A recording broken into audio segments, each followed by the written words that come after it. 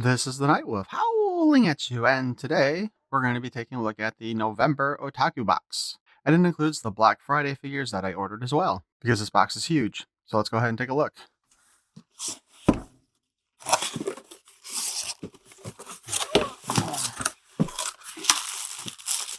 First up, not actually sure what that's supposed to be. We've got what looks like stands for something. We have our waifu card. We have a sorry card. Looks like they made a mistake, which I'm not sure what they made a mistake on.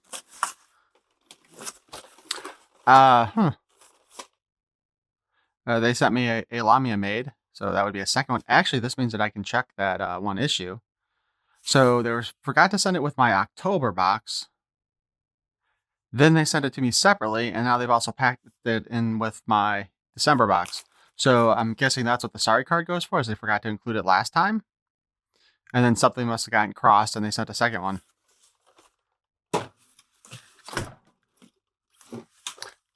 We have our healing maid, which would be Rem. We have our ogre maid.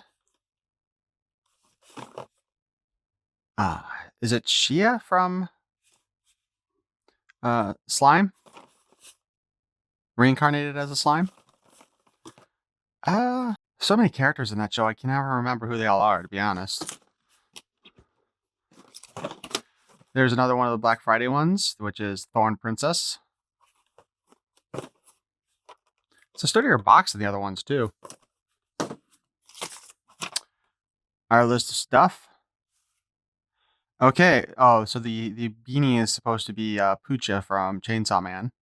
And our, Shion. And I don't know what character Tio Klaus is. Set that aside. We got a 2025 Otaku Desk calendar. This will be handy, actually.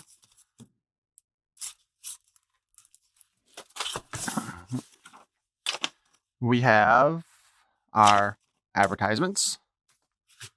And we have our metal card of Esdith.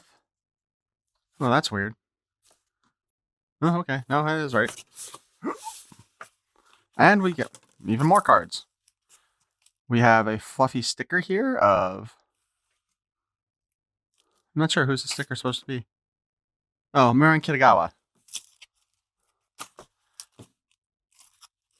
Oh, we have a second waifu card of... Wait, we got this one last time. And we have another sorry card. Number 2. Was that the same one we had previously? No, okay. So we got sorry cards number 2 and number 3. Actually, I think I had that one the last time I had a sorry. And of course, we have the wall scroll, which we'll take a better look at that in a little bit. So, okay, let's take a better look at some of these things, I guess. Again, we have the Marin Kitagawa swimsuit sticker. I don't know, I would rather have a magnet than a sticker, but I wonder if since these things ship internationally, if there's some laws with magnetics.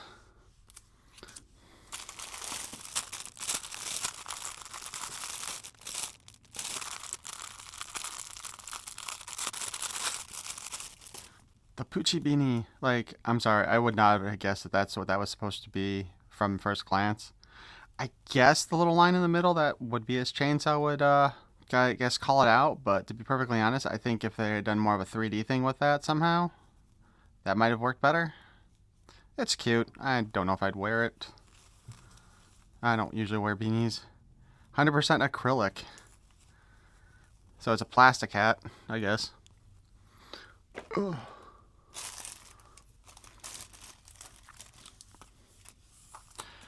So our waifu card this time is Koneko Tenju from High School DxD. Koneko! Are you thinking of lecherous stuff again, Issei-senpai? Koneko Tenjo, originally named Shion, is a nekoshu, a rare species of Nekomata. Koneko's height is 138 centimeters, 4 foot 6 inches. Jeez. Making her one of the shortest female characters in the series. In her Necromatra form, she grows a pair of white cat ears, a pair of matching white tails, and her eye pupils become more cat-like. Her eye pupils. Pupils of her eyes would probably have been a better phrasing for that.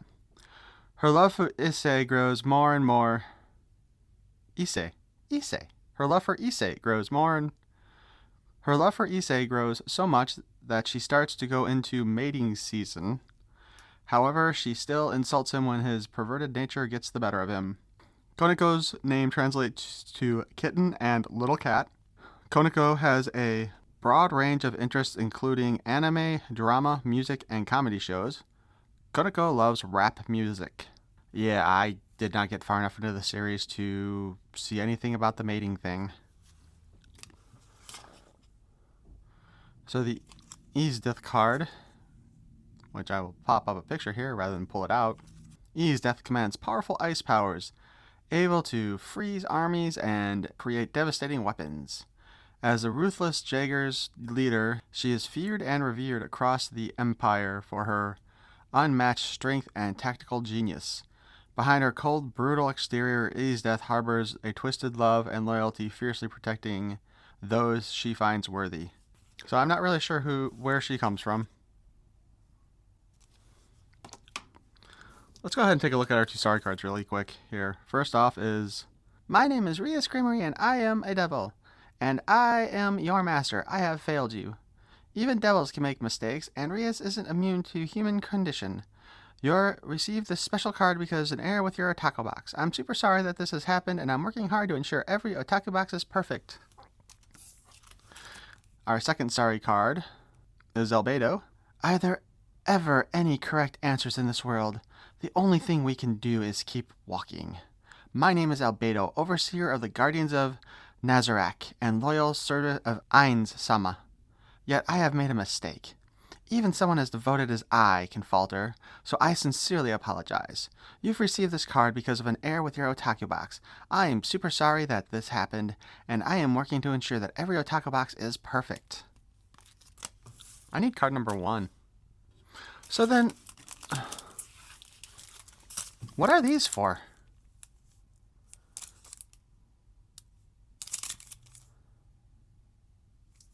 I mean, they're not listed on the inventory list there.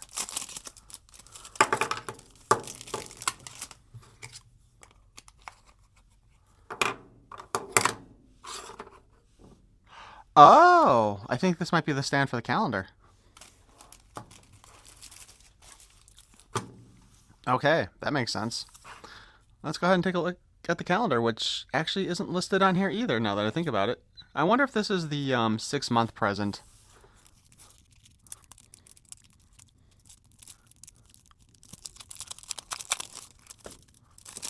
Oh, wait. It looks like it's a series of cards, too. Alright, so anybody want to place bets on whether or not this is hentai all the way? Alright, December 2024 gives us Liz on the cover. Oh, okay. So, January, we get Yor. So there's a nice picture on the back. This is actually kind of nice that they designed it so that you can actually use the cards like as artwork afterwards.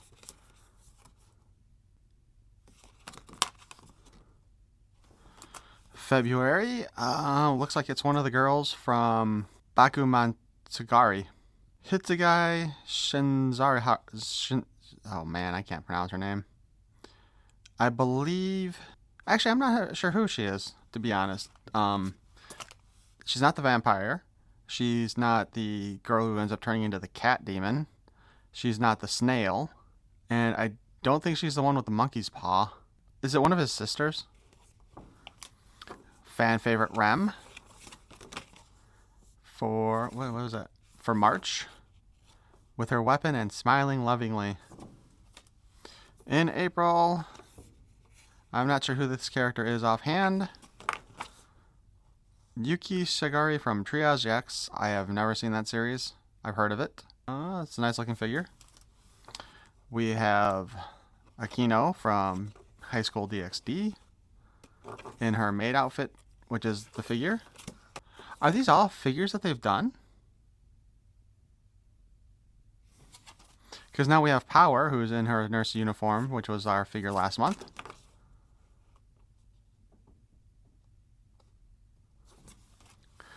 I know she's from One Punch Man. I just can't remember her name offhand. Fubuki, One Punch Man, yeah. She was our wall... Actually, this might be the wall scroll imagery from a couple months ago. August. Is this the girl who turns into the cat demon from Bako... Betra... You know, the one. Nope. Kuroko from High School DxD. Oh, I bet you this is Koneko's older sister or something, right? Man, I really need to catch up on that series. September, we have Albedo. And she's in some of the artwork that we've had previously. We got somebody from High School of the Dead. I know the name. I think Sakura, right? Oh, no, Seiko. But I was right about the series. And, of course, we have our cover girl for our artwork. Tayo Klaus, Arifruta from Commonplace to World's Strongest. That's another one I have not watched a lot of. Just the first season. So that's our calendar. That's not bad, I guess. I was kind of expecting them to, you know, I guess I was expecting it to fold or something, and it doesn't. That's probably going to be less useful than I thought, though. I don't like the card setup on the calendar, but I guess it also works to fit in the box. But at least now I know what the stand was for. And we still have our Otago card. Many sisters have seen combat under my lead. No matter the mission, just leave everything to me. Otago has the appearance of a full-figured, voluptuous young lady. She has even caring temperance and likes to get to know all of her comrades very well. She fights fiercely, perhaps more adeptly, when the safety of her allies is at stake. Otago is also a talented chef, having spent a great deal of her youth helping her mother cook for her family. She's not good with scary things, as she is knocked unconscious when Shunori tricked her and Queen Elizabeth into seeing a horror movie. Knocked unconscious? Wouldn't that be like passed out? Otago is known for her full-figured, caring presence, with a warm and approachable nature that endures her to all. She's a talented chef and fierce protector of her allies, though she's humorously not a fan of anything scary. Her charm lies in her gentle leadership and dedication to those around her. So we'll start with our ogre maid, because that's this box's figure. Front side. I mean, they just have the same pictures on the sides, so...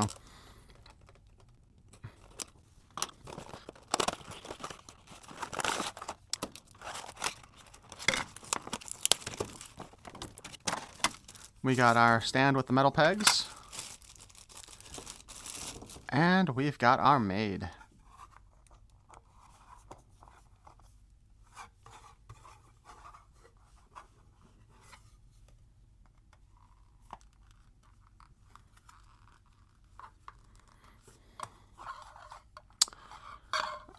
We also have an apron that comes off. And we have her nasty food. You know what I really loved about this series, though? The last part that I saw, I think I finished season 2, and then the special, like, full comedy series that they did before season 3, is the whole, when she gets her wish when resurrected, if I remember correctly, she wants her food to taste good no matter what. So while she still creates this slop that looks absolutely disgusting, it's still the best food in the world. I think they did a pretty good job on the face. I don't see any real issues with the makeup. The horn is semi-soft. Would probably break, though, I'm pretty sure, if you dropped it on it. On the back here, she does look like... I don't know what you would... Not quite a thong. Or maybe... I'm not used to a thong having that much of a backside to it. But I guess it is a thong. And, of course, the The apron comes off, and since this is going on YouTube and Rumble, I will not be actually taking that off. Or, if I do, I guess I would need to use a photo, put a photo up of her. So, let's go ahead.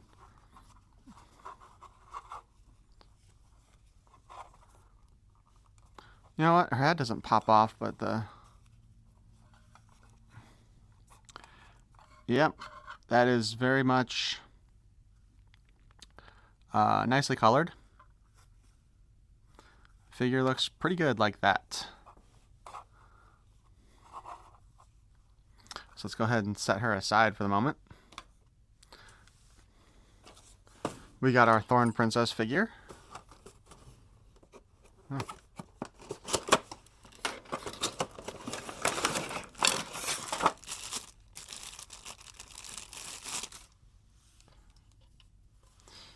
We got like a little heel thing on here.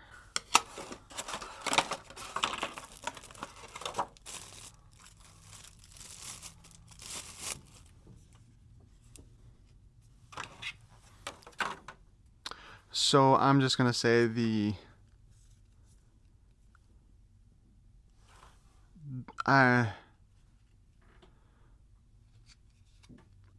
something's wrong with that head. It does not look right at all. I mean, like the face design looks off to me. Doesn't really look like Yor very well. Definitely doesn't match the image on the box, which is also kind of weird because usually they do match them up pretty well. And I don't know, the head just seems too tall. Let me know what you think, though. Let's see.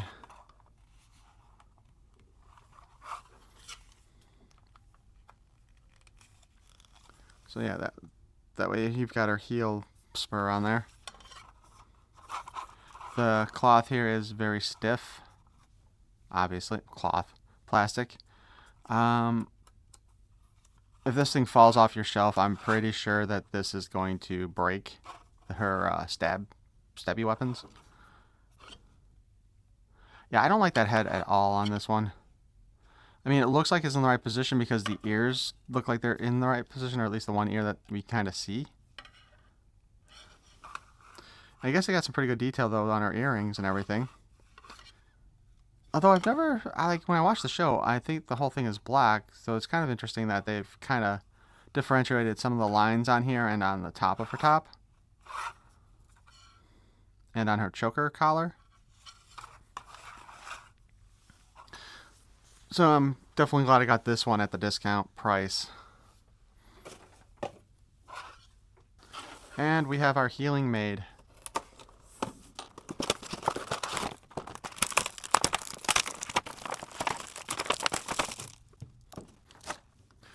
And she does not come with a stand. Oh, look at that. Her toenails are painted. That's an interesting detail considering that you don't see them at all. I believe she was also the first one to have the removable top. Which, got nice details. Though, I mean, you look how small the pegs are on there. And those are going to break probably at some point. I'm not even sure I can get get it back on, actually.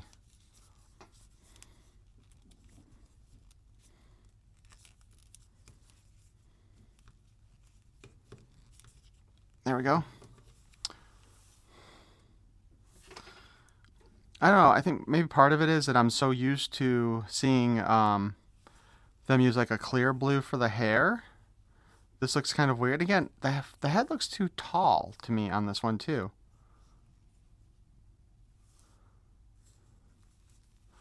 Yeah, I'm not all that impressed with the head sculpt on this one. And last but not least, we have our artwork, which is actually a horizontal piece this time. Which looks pretty good. I still need to figure out a way to get rid of the wrinkles for hanging this stuff up.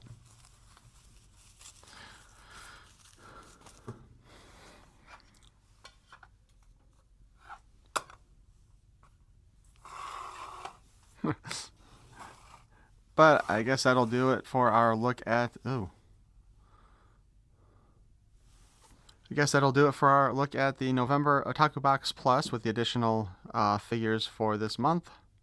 Let me know what you think. And, like, even though all these guys are supposed to be like the 1/9 scale, though, Rem here does look way too big compared to the others. You know, we had the Albedo who was crouched down when I first got the box, and she looked like she was in scale with everybody else, but like Rem's head is way too big. God, that face just does not look good. So again, I'm glad Rem and Yor were purchased at the discounted price of $15 roughly, instead of their standard price of $35. I am not a fan of those figures. Just the head sculpts in general. The bodies are fine. Rem's too big. She doesn't really fit in with the rest of the figures. Everybody else looks like they kind of go together. Although I guess technically she's too short because she should be towering over Yor. Anyway, let me know what you think in the comments below. I know there's a few other Otaku Box fans out there. I don't know. I'm actually kind of disappointed in this month's box overall, I guess. But anyway, if you enjoyed this content, please feel free to hit that subscribe button. If you liked it, definitely smash the like button. And thanks for watching. Peace and love.